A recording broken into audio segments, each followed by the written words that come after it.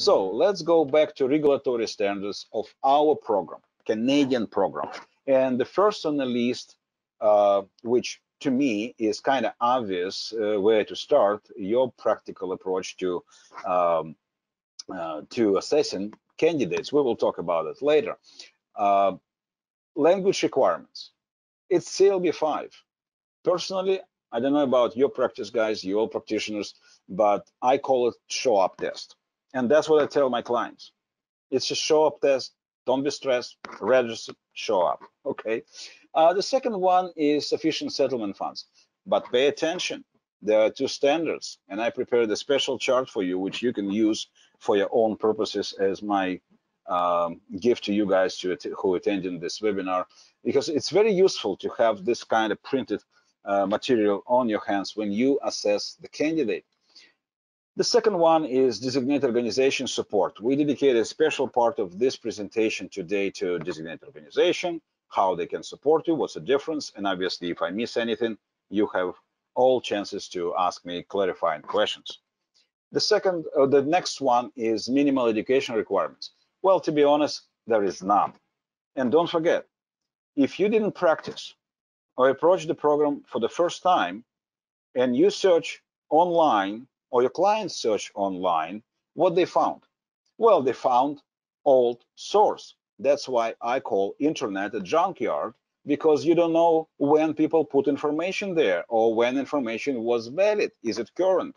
For example, for educational requirements, when the program started in 2013 and was actively implemented in 2014 until 2017, what happened?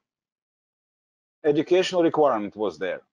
You have to have at least 2 years after high school, college or university, whatever, but you had to have it.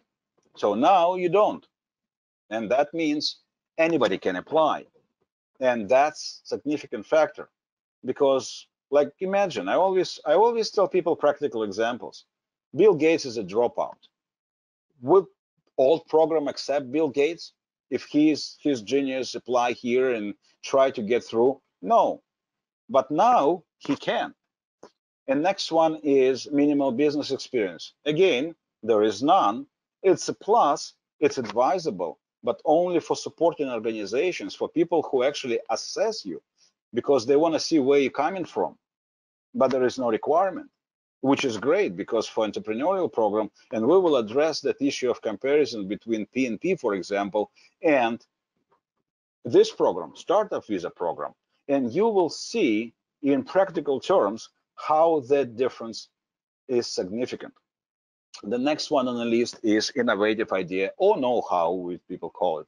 Well, that's a must. People must approach and say, okay, we have an idea.